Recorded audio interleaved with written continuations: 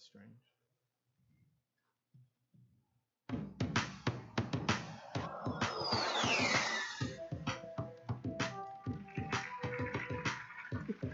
Videos and Voices of the Unheard. We are 2B Stream, a global youth media initiative, and we're keeping it ugly with me, Joe Ugly, and of course, author poet Carlton White, aka C White, What's going on? as we discuss his latest book. His book is entitled C White in Black Ink. My brother, we just had a slight technical difficulty. I'm going to chalk it up. But I tell you what, how we look over there. Tell you what, I'm going to let my brother here. By the way, welcome. For those of you who just heard part of the show, well, that's what technology does to you. All right. So keeping it ugly. See, first of all, man, welcome here. And full disclosure, my brother from another mother. My pleasure, man. Yeah. It's definitely my pleasure being here. You know, we go back. I mean, C. White and I go way back, all the way to junior high. My second year in this country or so. I met this brother on a bike ride out. And we've been friends ever since. Ever since. Grew up together. Well, we have a lot. But I want to talk with you about this book that you wrote, C White in Black Ink. I love the puns that you have on it. I got to tell you. First of all, I got the book and I was ready to read your life stories. But it appears that if you set it up in a fashion of, I'm holding up the book now, in a set of poems, right? I want you to just go through this for me. What was the process of this? Did you already have these poems, or did you just decide when you were going to write the book that you came up with all of the poems? Well, actually, this is book 2. Oh, okay. My first book was The Sounds of My Soul, and Everything Coming From Within. Mm-hmm. And this is a reflection of that book. Mm-hmm. So there's 4 sections in the book, and my theory is to do 4 books before doing my life story.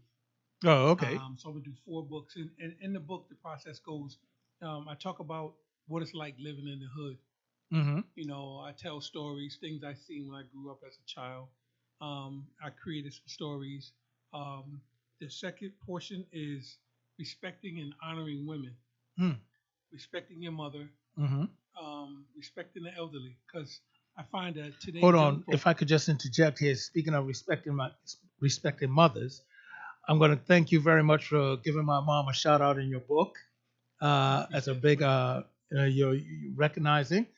I did open that. I was like, oh, okay, all right. Keep in mind, when I got your book, I didn't even tell you that I got it. You know? You sure didn't. I think you just found out when you walked in today.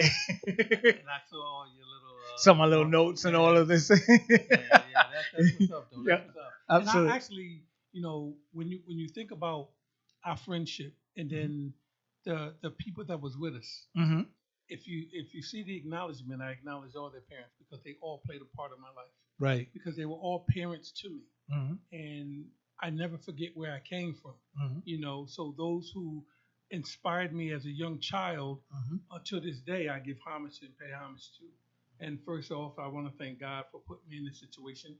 As I alluded to earlier, I was trying to get into that story that God put me in a situation. He gave me the tools to get out of the situation I was at. And it was up to me to figure out what I had to do to get out of the situation I was in. And, you know, a lot of people frown upon growing up in housing projects, you know, but it made a great man in me because it taught me to respect all the little things and respect people and respect the element. So once I got out of there, I saw life in a different light. You know, you raised an interesting point. Now, what really and truly, now, I know you for practically all our lives, but what was it? Because I hung in the projects with you so much. People literally thought I lived there, okay? There are people who were arguing with me, yeah, you used to live in 250. No, I didn't, but it's okay. I still embrace the love, you know what I'm saying? Well, actually, you did live in Yeah, I did He was really. not with me. Yeah. And he was my brother, and you did the 250. You pretty much wrap it up. Yes, absolutely. Yeah, but what was it that you know? I know your brother Richard. He played a role in my life as well. Richard was the brother that give me that because you got to remember when we were coming up, light skinned brothers were it. You know, come on, man, let's be real. Light skinned brothers were it. Dark skinned brother was making the comeback. You know, Richard was the one who put that power in it. I'll never forget when he said, yeah, I don't got to repeat exactly what he said, you recall, but it was so strong for us to feel like we had a space. And you got to remember, we were like ninth grade. Freshman in 1976. Yep.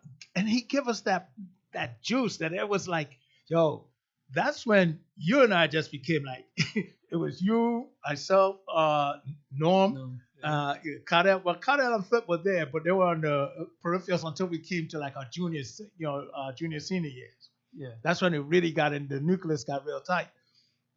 But that strength that he put into us, Richard, that your older brother, He made us believe. he really did made us believe. I know he definitely did. To this day, I still give that man mad props and big ups. Yeah.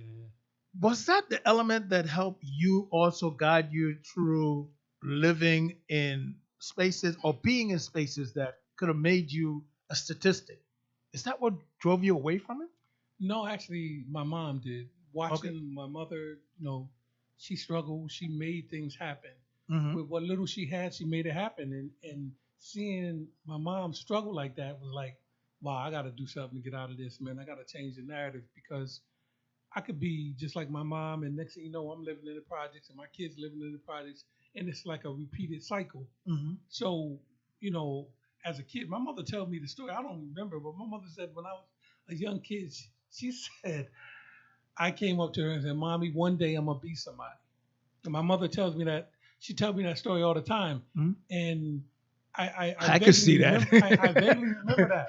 But I knew I did because, I don't know, something in me. I eluded the drug gang. Mm-hmm. I didn't join gangs because we had gangs back then. I didn't want to join a gang. Mm-hmm. I didn't want to get in trouble because my mother would have had my head on the wall. So I didn't want to get in trouble.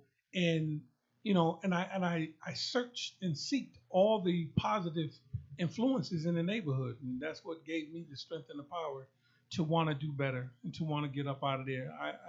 I owe a big ups to Mr. Garris from the Dixville Q House. He was my first boss. He gave me my first job. I went in his office and I saw certificates all over, degrees. I was like, what is all this? Why do you have all these? And he said, this is power.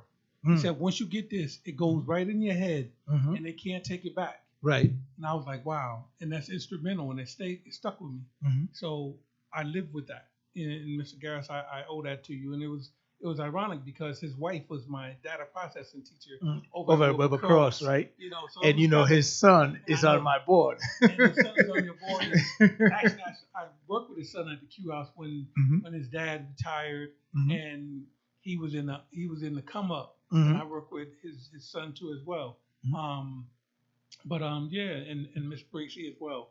So those people inspired me, and they made me want to do better and want to get out and want to change. And I started working with people because I know what it feels like to be that kid. And knowing what it feels like helps me understand their pain. But I found a path. But look, I tried to show them that path. And I'm glad you bring this up because right now in today's world, we look at the kids today, and I hear it a lot. I hear all these kids today they don't respect, they'll tell you something like, who the F are you, and such. And I was having this conversation recently, and the individual told me this, and, these kids, and highlighted that. And I really and truly had to stop in that thought, me, my process stuff, going through that Rain Man process and doing that critical thinking. And I stopped and I said, is it really these kids that we put all the blame on, or do we have to also take part of it? And here's why. Are they that way because us parents, being good parents, have gone so much with our own fears of security for our kids. For example, we tell our kids when they're very small, a stranger walk up to you and say something, you say, "Who are you?" You know, and then we look at a kid. You got to remember, it isn't until someone is 25 that the frontal lobe is fully developed where they can make critical decisions. So, is it because that we have told our kids, do you think? I mean, we're not clinical psychiatrists or not, but it's just a thought that I'm throwing out there. Do you think that that's part of it, or a major part of it, because of our fears for our kids' safety? We have made our kids in somewhat very stern, very unchecked, different from how we grew up. Uh, that's a gigantic question because there's multiple answers. Okay. And one of the answers is the barriers that America put on urban areas. Mm-hmm. There's a lot of barriers, Right. And then we have the parent. I mean, it takes two parents to raise a household, Mm-hmm. right? Mm-hmm. So we have a lot of single mothers. Mm-hmm. So that means she has to put extra overtime in or work two jobs just to maintain the housing. Mm-hmm. So the parenting is missing. Big portion of that, as you just alluded, a big portion of that was part of the political, or should I say, governmental structure around a systematic structure around our community. It is. There was a time when you're looking at, in order for a woman to get financial aid, she could not have a man in the home. And that was a big portion of keeping the male structure out of the home. That contributed strongly to the generation of no fathers in the Black community. Absolutely, absolutely. And lack of fathers, we know what happened with lack of fathers. Mm-hmm. Every kid needs balance. Correct. A mother and a father that gives you balance. Mm-hmm. A mother can teach, she can nurture you and give Correct. you the loving and care you need. And the father can help you stern Right. and understand the values of life. And when you mesh them two together, then you have a child, Mm-hmm. sort of like yourself and sort of like myself. Mm-hmm. But then when you don't have that and it's missing, Mm-hmm. We don't know who steps in and plays the role. Right. But another interesting point, because when we were coming up, both of us, we didn't have fathers in the home. But the thing that worked for us is we found those individuals, or should we say we were fortunate enough to have those individuals around us to help give us that positive role. For example, it was Hank Parker for me, and it was, you guys knew him as well as being around, having that state treasurer. The treasurer of the state of Connecticut was like an uncle to me, and who was carry that strong male figure in my life coming up. All of these individuals that were around at that time that played that male role that we could have take little pieces from, like you said, Mr. Garris over at the Q House. These are the simple things that they did that really put us on the right track to do certain things. I mean, now, full disclosure, we weren't all saints now. We just knew how to not get caught. No, I don't want somebody who knows and just be like, yeah, okay, yeah. No, but the realities are we knew our boundaries. We knew our boundaries. And we checked each other. I'm going to give a quick story of something that happened with C. White and I that was huge in my life. We used to hang out in a roller skating rink here in West Haven. And used to be the five of us. We got in free all the time because we pretty much kept the peace. We kept the peace, not pretty much. We kept the peace in the joint. But one night, something broke out. I mean, it broke out. And we don't need to call names, but you know who snatched whose chain. And next thing you know, it's a big this and that. Oh, it was crazy. And for some reason or another, someone swung and hit me. And then the next thing you know, I'm in the middle of it. The owner got scared and called the cops. All I felt was a hand grab me by my collar and said the exact words my mother used to say to us every time we leave. Every time we left the house. Remember, that's not just your last name. Grab me by the collar. And it was, guess who? It was my big brother, C. White. Let's go. And it was, let's go. Give me the keys to the car. They're looking for you. He took the car, went around the corner. Now these are the things that we looked out for each other, made sure that we didn't get into certain isms, schisms, that we knew how far to go.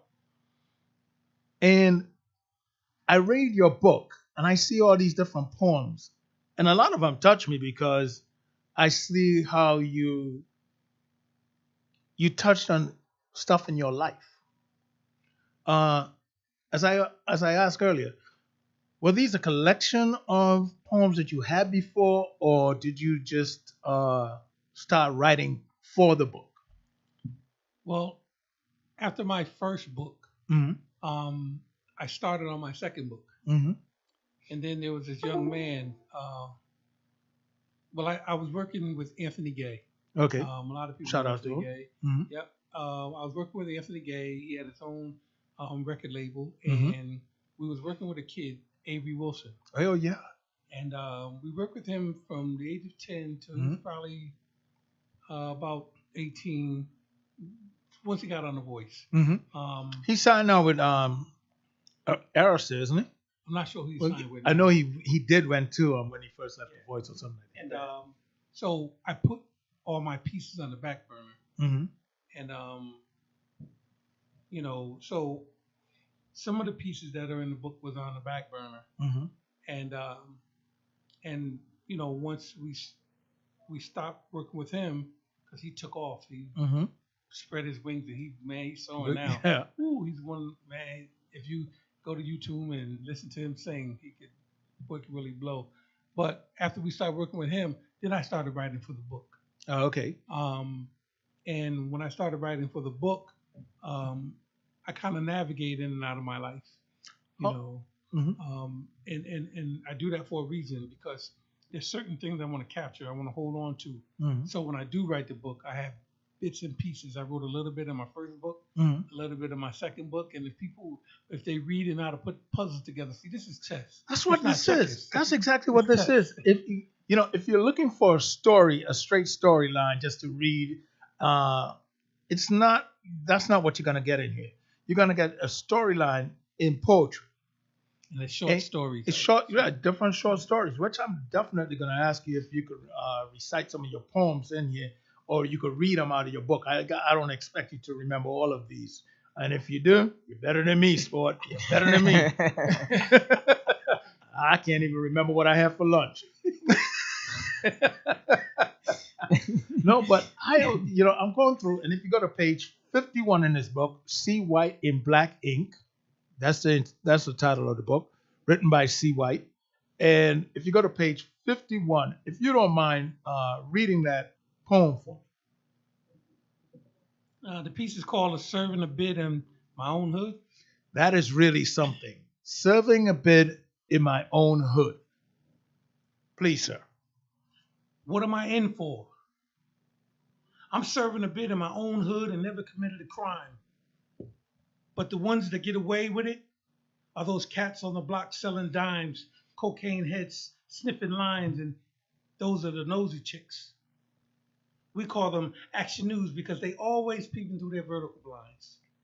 Ashman Street, the projects, the bricks. Mm. That's where I'm from. A 60s baby. I had to maintain just to stay alive. We had gangs, but like men, we had to settle our beef without guns. We knuckled up while everyone gathered around to watch us fight, and after that, the old heads would ask if we were all right. Mm. They made us shake hands with our bloody lips and black eye, but the crazy thing was we were still tight. Mm. See, damn, I miss those days. The cafeteria in Winchester Elementary School when Mrs. Douglas made us dump our lunch trays. And as I reflect on the time when we did our own things and made up our own minds, reflection. Mm. Damn, I'm serving a bit of my own hood and never committed a crime. The troubles we face in the hood, to the rest of the world, they acting blind. Snitches can't even do their job right. Anything for a hit because half the time, they be lying. Mm. The cats that run their mouth and can't fight a lick, reaching for the chrome or the run home cats. Get half the community and come back with ask you for a fair one. Mm. When dude is all alone. Mm. Cats be on that telling their man girls things so they can make their girls vulnerable and try to hit that. Chicks be trifling too, telling their man, I'ma do me and you do you. Fellas never get with that. She'll come straight home, jump in the shower with that satisfied smile, and all the while, fellas, you lying there pissed. It's 2 in the morning.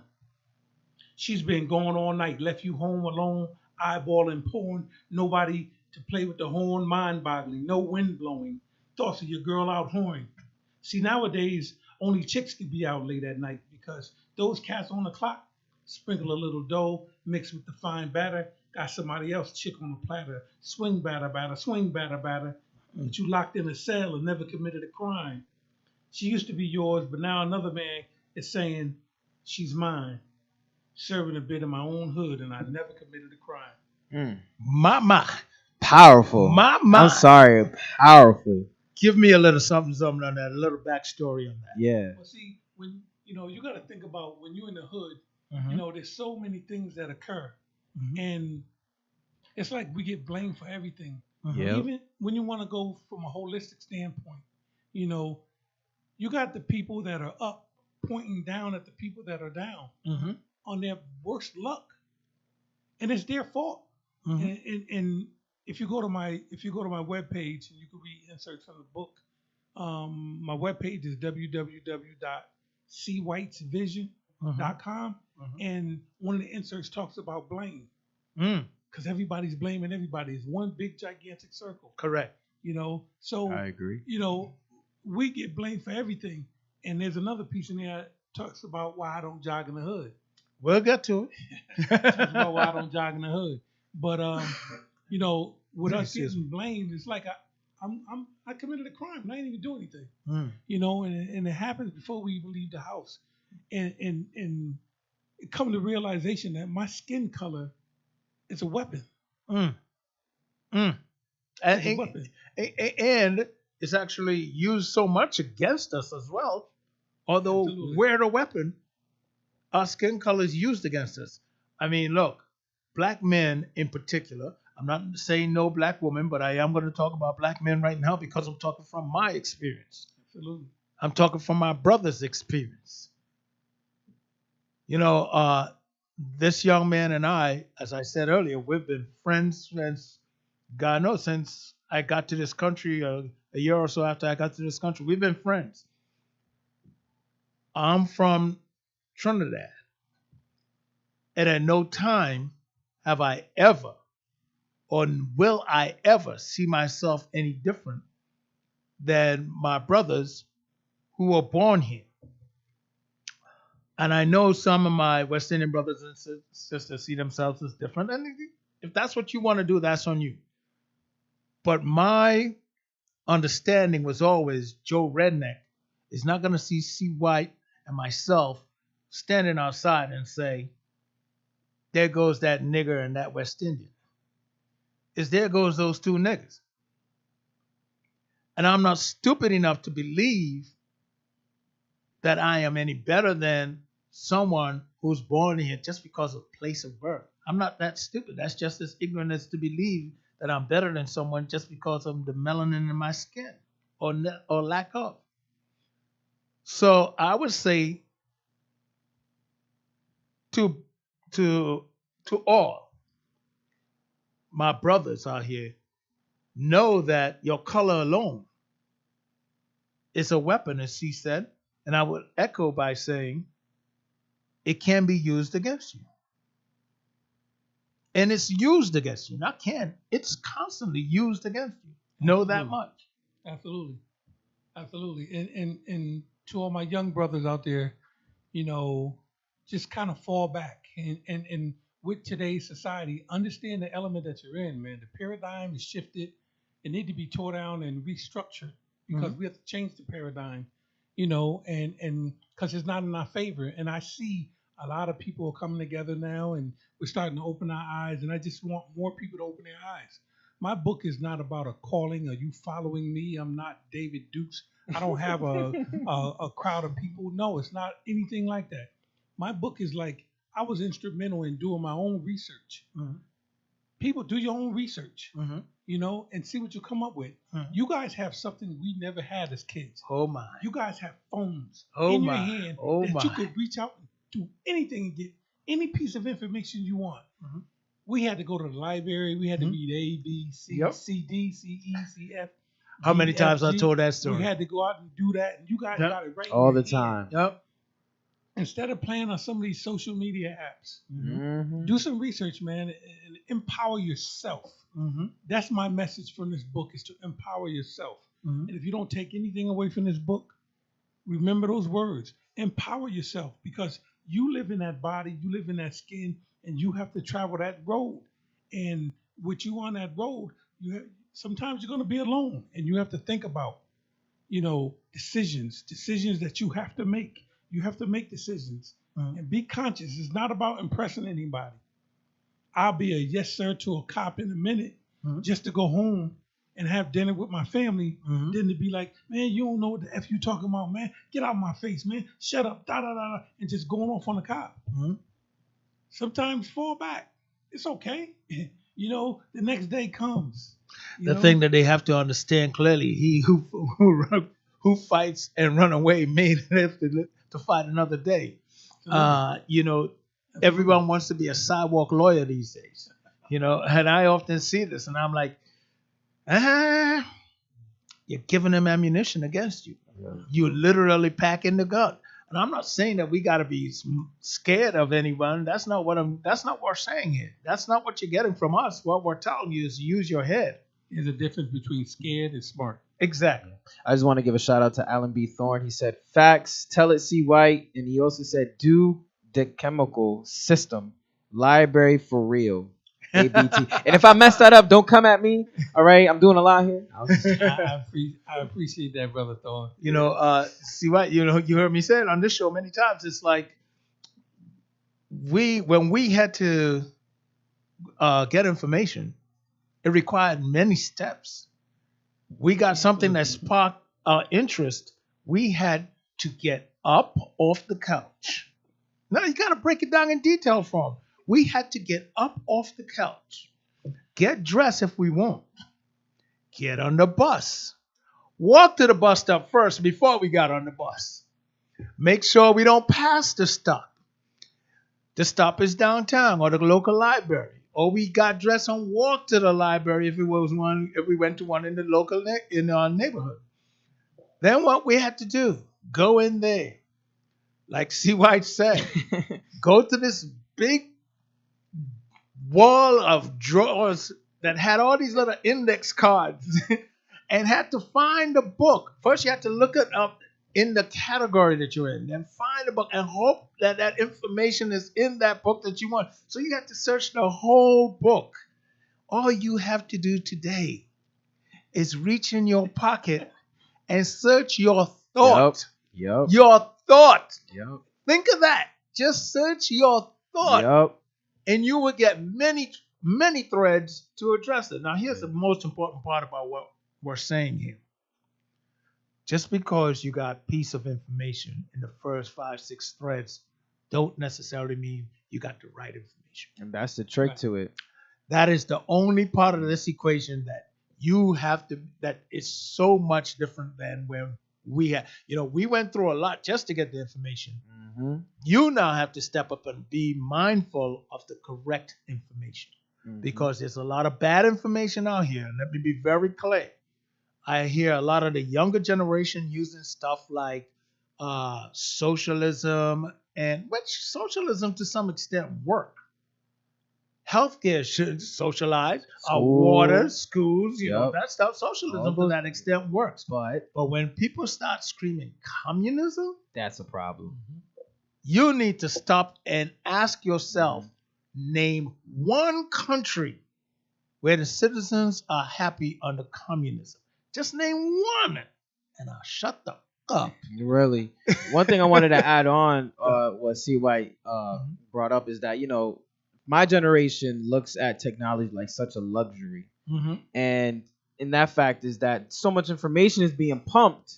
They're like, well, I know it all. Or the attitude is that. But the issue is that when you put information but with experience, that's where you have to draw the line, because as a young person, not you, I'm just saying as a young person, you have to draw the line, because you don't really understand that information until you live through that information, right? Oh, you will get a better grasp. You better a of full grasp of it, right? Once you have lived it, right? Because I can get information right now that could reflect something that happened in the 80s. Mm-hmm. And that information will have a total different meaning for me than it will for someone who did not grow up in the 80s and understand what went on in the 80s, socially, economically, physically, psychologically, emotionally, all of these things. They don't have a grasp on it. Right. And it's interesting that you say that, because when you speak on those terms, that's what I utilized back in the 70s when I spoke to older people. They lived a longer life than I did. Right. Some of the things I was going to experience, they were better equipped to answer that and to guide me. Yeah. So to my young generation, when the old heads are talking to you, I'm not saying you have to do everything everybody say, but just listen. Yeah. Just listen. Your brain can absorb so much information. Store it in the back, because you may come faced with that situation and now not even remembering what somebody said to you because you didn't want to hear what they had to say, could have helped you with that situation. Yeah. Good point. Look, I have a sign in my conference room that's been there since I started this business when we were under another umbrella, when it was Ugly Radio. And the sign says, I don't know everything, but I know enough to get an A. Right. I don't know everything. Right. I wrote that back in 2005 when I first started this thing. And I said, I'm going to post this somewhere that I will always look at. I don't know everything, but I know enough to get an A. And what does that really mean? I do my damn homework. Yeah. I'm glad you preached that on my show, because that's a powerful message to all the young generation. That's powerful. That's powerful.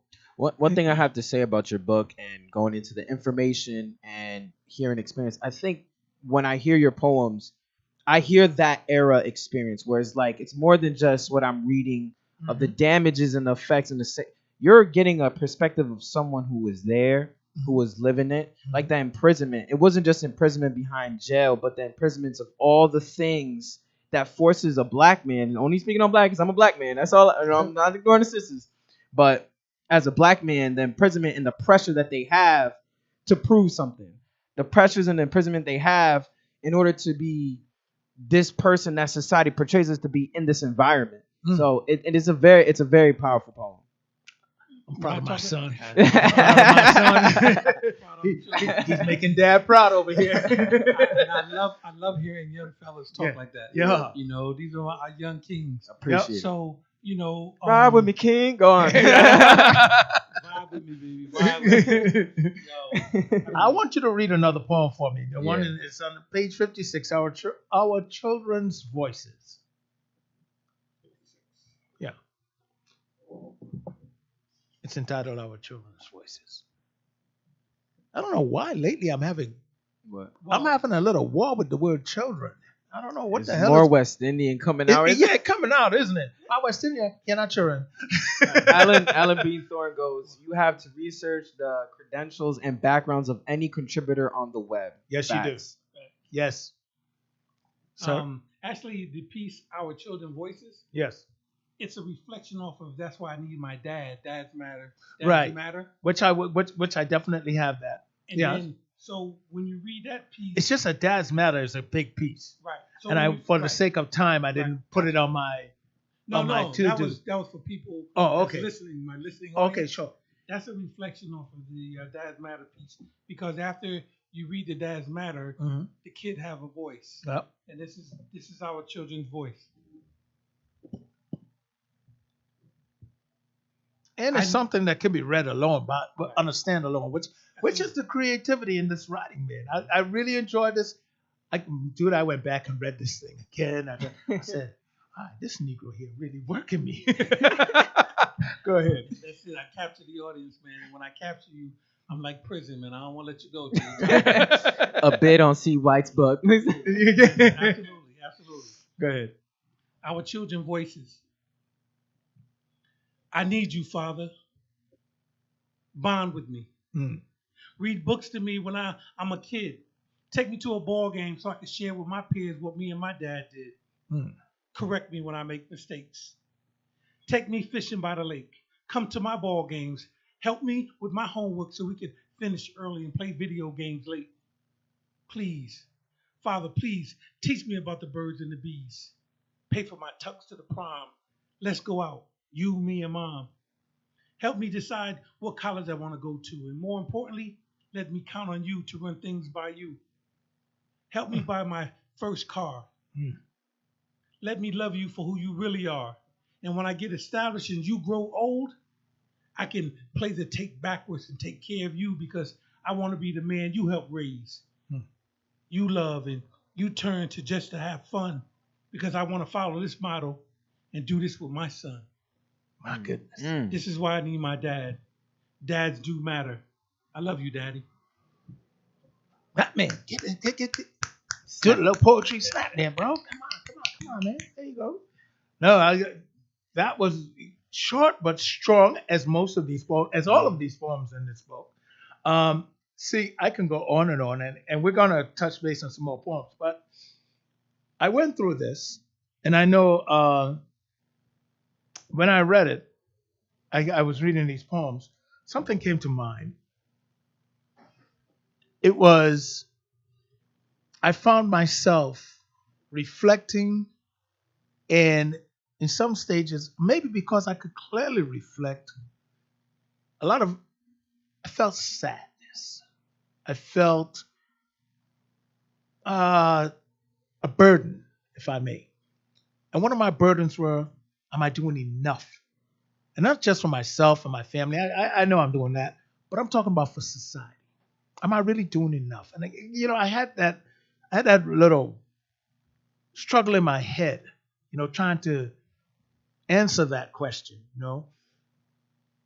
And then I realized, damn, I was getting like totally tension convention. And I'm just a reader.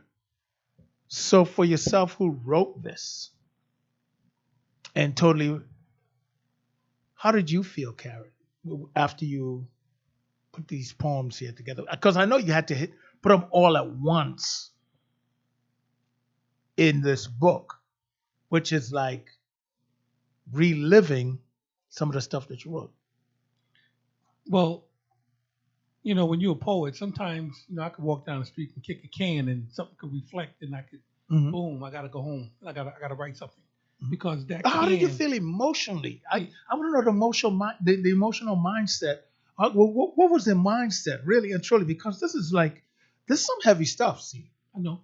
And in terms of kicking the can story, which can make you write, but sometimes I'm feeling distraught by what I hear from my young black brothers, from my young black sisters, and what's going on with them. Sometimes it puts me in a mind state where, I feel depressed. Yeah. Because of and I can see that. Because we came from a community. Correct. A village. Yes, it was. And the village closed their doors because kids now are aggressive. And the elderly can't deal with the aggression. So our young kids need to fall back a little bit and play your role. Respect the people that was here before you. Because, if you live your life right, you're going to be here a lot longer than your elders. So respect them while they're here and give them their homage. And that's what made me want to write this book again, because I can't be everywhere. I'm not waiting for the cavalry. Cavalry's not coming. But I just want to do a quick shout out to go right ahead, please. A group of fellas that has joined this mission with me. I shout out to them in the book. Every Wednesday, it's a bunch of brothers. We get together and we chop it up and we talk about, all kinds of issues. How can we, make better to our communities? What could we do to attack the situations that's going on at hand? And the fellas I chop it up with every Wednesday night is, Brother Anthony Gay, Brother Marcus Stallworth, Brother Karan Webb, Brother Christopher Beckford, Brother Will Fothergill, Brother Henry Brown, Brother Isaiah McCorkle, Brother Leonard Epps, Brother Rondell Perry, Brother Raphael Lozano, Brother Lindsey Graves, Brother Mark Williams, Brother Philip Richardson, Brother Amir, Brother Jeremy Reed, Brother Gemini Rory, Brother Sean Allen, Brother Jamil Farmer, and Brother Carlton Reed. Every Wednesday we on the phone, and tonight's Wednesday, so at 7 o'clock we go sometimes to 10. Just chopping it up, talking They about. ain't there tonight. They better be I- in the, they I better know- be in the comment I know section who- chopping it up. I know who ain't there tonight. No, but it starts at 7, so Yeah. I'll be able to chime in once I'm done Mhm. on my ride home. But Mhm. we're talking to so many things that we're trying to do to navigate what's going on in the world and try to attack the issues at hand. And Let me ask something. How do you feel about professional help? Getting professional help. well, it depends on what the situation is. When you talk about something, Because see, the reason why I'm saying this, and I'm sorry, I cut you off. Go ahead. because when you talk about professional help, there's a lot of variations. I mean, you could need professional help because financially, Well, I you're mean, in the struggling. sense of But mental health, yes, mental health. well, we could go back to like the 70s when John F. Kennedy wanted to put 60s. millions in, 60s. He wanted to put millions of dollars into mental health, Mhm. and and then the story leads to his own conclusion. Demise. Mhm. And so that didn't happen. Mhm. And then lo and behold, 2022, we got a multi-trillion-dollar Mhm. pharmaceutical company. Mhm. You know what I'm saying? So I think it's up to the individual, and as an adult, I think it's up to the parents. It's up to the individual that feels they need professional help, because some of us don't have friends like you. Like I wouldn't go to professional help because I could come to you. I got people I could go to. I could go to Anthony Gay. There's certain people I could go to. Mhm. Everybody don't have that. Right. So for people that don't have that, I think they should seek professional help, because in the interim, you want to get the right information. See, I ain't worried about coming to you and you telling me some stuff that's going to get me jammed up, because I know you got my best interests at heart. Everybody don't have that safe key. Right. And this is why the reason I bring this up is even for myself. It took me 56 years before I actually got help. I've been in the military, done saw death, done lost family members. We've been through a lot in the 80s. We lost friends. We lost, a whole bunch. And nothing broke me. And I can say this now more than when I saw, but when I went through my personal life disaster, if I may, the first part of my divorce. And I'm brave enough to say it threw me for a loop. One of the people I came out to your house. Absolutely. I came out to your house in Waterbury, and I was like, look, we talked for hours, but it was like, as soon as I told you what happened, you're like, yo, where are you? Yo, man, get in the car, man, come on up. It's like, yo, you were ready to come down. I said, nah, I'll drive on up to clear my head, And I drove up there and yeah, I did feel that level of being able to share with you. One of the things that I noticed that I still needed professional help, because all those things that went through my life up until that time that I probably found a way to suppress, all of it started bubbling up on top. And I'm brave enough to tell people, look, I literally felt like I was at the end of the road. And I would not like that for anyone. So I always tell people, don't wait till you're later in life to go get professional help. Now, here's a challenge as a black man. Finding someone who understands from a black perspective. Because at the end of the day, you're talking with someone about a life issue. And we all know race has a part to play in everything we do. Everything we do. Race is playing some role in something. So if you don't have someone who have a perspective on that, a true perspective, it becomes a challenge. I'm not saying a white person can't help you. I'm just saying it's a bigger challenge for a white person to help you wrap your head around that. For myself, I learned that, I probably need to go check in with my therapist again, but no. But I would say to people, one of the reasons why I felt comfortable going to a therapist was because, and see, right now, we don't repeat stuff that happened and we got away.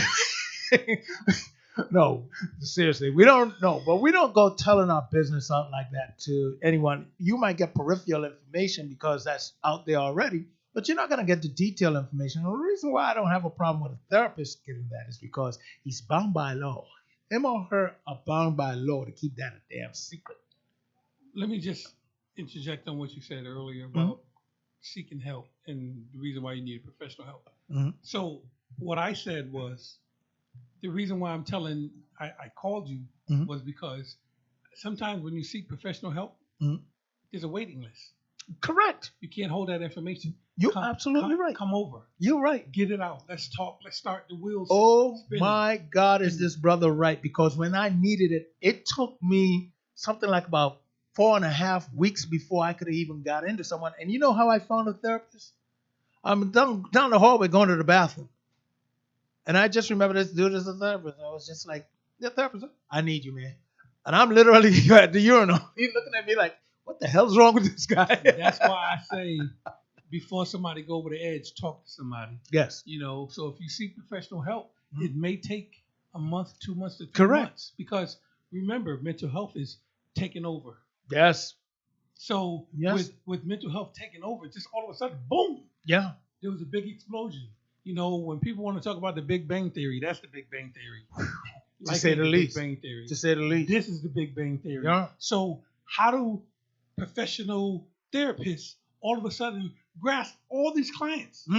It's impossible. It is. So now that's why I called you, because I knew come over, we could get the ball turning. You can seek your professional help, but let's get the ball turning, because when you hold on to it, some people. We lost someone that you and I both know, because they went through it, and God knows, the person ended it. You can't hold on to it. So for those of you, seek professional help, but also maybe seek a family member, a friend, somebody you confide in, where you can just start the ball rolling. So if there is a wait list for your therapist, at least you're talking about it. Right. And that could be a savior. It is. You're right. Talking about it is critical. Being able to talk with someone. And I was so glad to know that I have you as someone who, look, don't come over. Look, we got in detail about something. I didn't even share with, man, I didn't even share that with my therapist until we were like a good 3 months in. And you never heard it again. Yeah. Loyalty. That's it. Loyalty. That's it. We share that, I would tell anyone, look, don't play you that tough. Don't play the tough guy role. We know tough guys that snapped. We know them. Yeah, we're from the 80s. We know this. We went through that. We done seen so many. How many people we know? Countless. We just know so many people. Moving back to your book. I'm telling you, you got to do another read for me. Two Lost Souls, page 169. What you got for me? What you got for me? And by the way, if you have his book, it'd be good if you could read out. If you're not reading along with us, you got to do it. Go for it. Two Lost Souls. America's taking too much medication. A $1 trillion industry, over medicating kids while trying to get their education. Inflation's causing incarcerations. This decreases the chances for blacks to get affordable post-secondary education. And while the percentage of women is higher than men in corporate America, it is evident that America is trying to weaken the black population. The world is run on dictation. The black inventors of this world are now working as janitors, stock clerks, and at gas stations, while those who benefit run the wealthiest business and are able to take long vacations. We are more prone to incarceration than graduation. Our kids are losing focus because of the Xbox, Wii, and all the different PlayStations and video games. It's a foot race in the hood. It's clear that it's our children the PDs are chasing. Whatever happened to the village? They closed their doors. Now there's nobody to raise them. So they head to the streets down the wrong path, smoking chronic, talking about it's blazing. The village never looked back. While our children fell through the cracks because there was nobody there to save them or get them back on the right track. Tears in the eyes of a mother talking about how good she raised her son.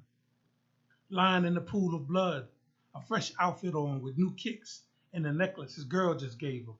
In the cell is a child of Satan talking about, I only tried to graze him. He only did it so the neighborhood could praise him. But they snitched, so they played him. Now 2 families are impacted. One youth dead, and the other youth is at the institution of incarceration that will be raising him. That last part. It's the lead up to it. Yeah, it's just the whole build up of the build up of a young childhood. Just like it goes back to that imprisonment. It's just like it's just a path, man. Jesus. 2 lost souls was it? Yeah. That's what that poem was entitled. He said he did it for the hood, and they snitched on him. Backstory. Yo. And there's another piece in the book I talk about, there's this no snitch policy, and in the piece it talks about, you protect the thug and you avoid the victim. You ignore the victim and protect the thug. Yeah, you're right. You're absolutely right. That is so deep. Like I always say to people, you got to wrap your head around between a snitch and a witness. Yeah. Okay, there's a big difference. A snitch. Okay, let me break it down.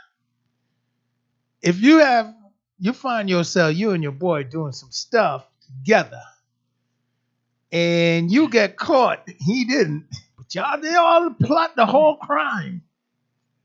You up inside of there. You trying to get yourself a better deal, you're snitching. You're snitching. I'm not saying it's right or wrong. I'm just saying what you're doing. You're snitching. But if I see you going through Miss Jones' window across the street from me, and I decide to call 911, oh no, I'm a witness. And identifying myself as a witness, that means I care about my property.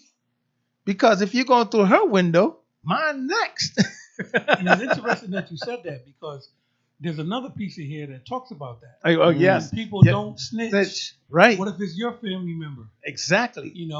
And that's why we got to be careful. I went through your book, bro. I can tell. And you have to be careful about that no snitching policy because, you may say, I ain't snitching. Right. And then once they do something to your family member, now you want somebody to come out and tell who did it or whatever because now you're going through what the other family's going through. So, that snitching policy,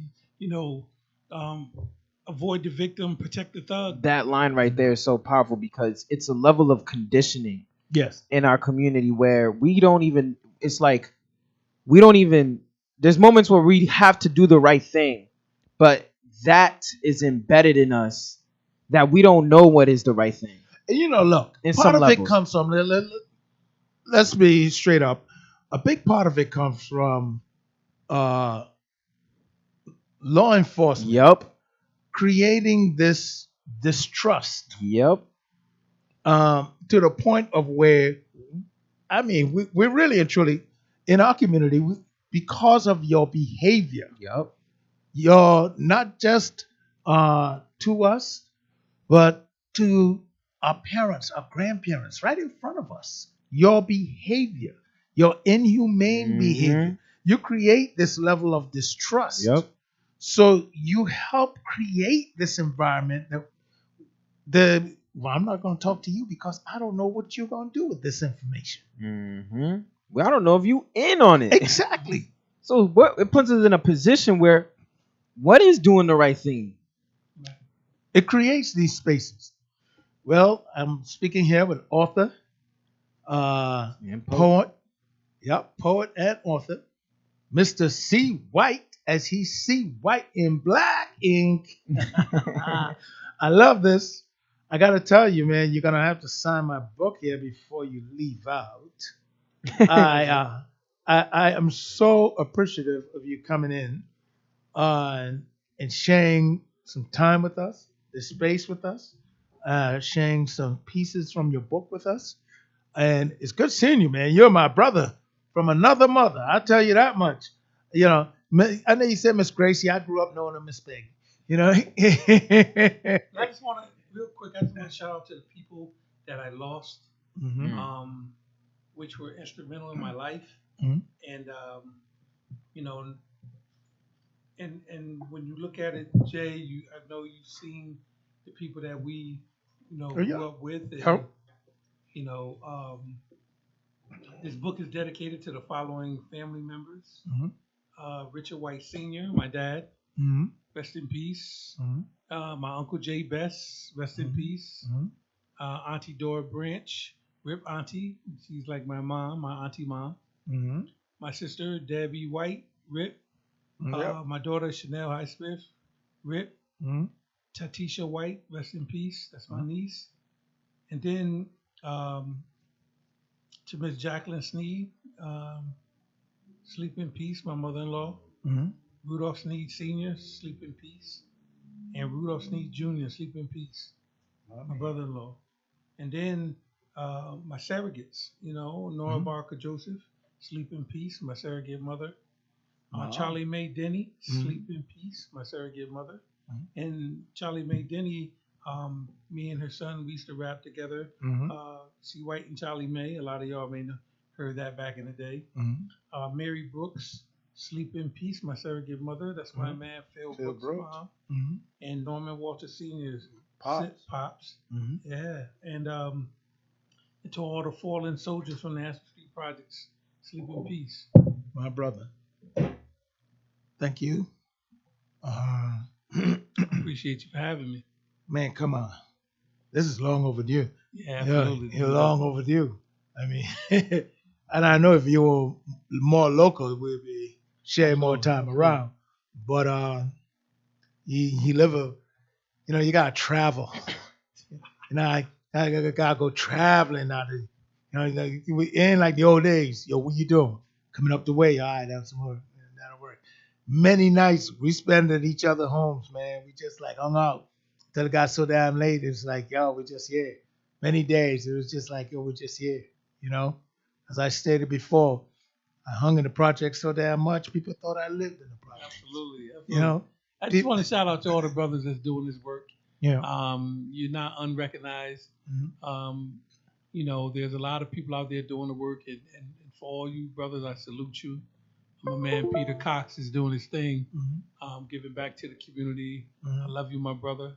Keep doing what you're doing. And I also want to shout out to Mink Fernandez. He was like a big brother father. Yeah, Mink. Mink was Steph Curry before Steph Curry. When We used to play in the What's the Mink, Gym. yeah, of course, man. Man, we used to play in What's the Gym. This dude Mink used is still with us, huh? Yeah. Oh, We okay, used to- all right, we okay. used to shoot No, from the way half- you say it was, you made me a little nervous. I'm like, We used did to something happen? Yeah, he used to shoot from half court, man. Yeah, long before. No, way before Steph Curry. There was Steph Curry, only- I don't think Steph might have been. I don't No, think he wasn't even born He yet. wasn't even born yet. So There were Mink two was- people that used to do the 3-pointers that used to blow my mind a long time ago. Mink Fernandez, and Larry Kelly. Remember those two at Gulf Street? But John Kelly, though, I'm John Kelly. Yeah, John Kelly. Williamson. Yeah, John Williams. A Yeah. lot of people don't know. I mean, I had the pleasure of watching Ashman. John Williamson play, and first guy from my neighborhood to make it to the NBA, Mhm. the ABA, then the NBA, played with Dr. J. Mhm. But John Williamson, shout out because Super John. he made all the black kids in the community believe, and that's where it started first in the state of Connecticut. John Williamson was the first, and I will always pay tribute and salute you, my brother. There you go. 100. Well, again, thank you very much for coming in, sir. And let them know where they can get your book. The book is on Amazon.com, BarnesandNoble.com, Exlibris.com. I gave you my website earlier, www.cwhitesvision, socio-economic.com. You Okay. can purchase the book there. I'm going to be in Bridgeport this Sunday Yeah, I saw that. with the Church of Christ okay. in Bridgeport on Dewey Street.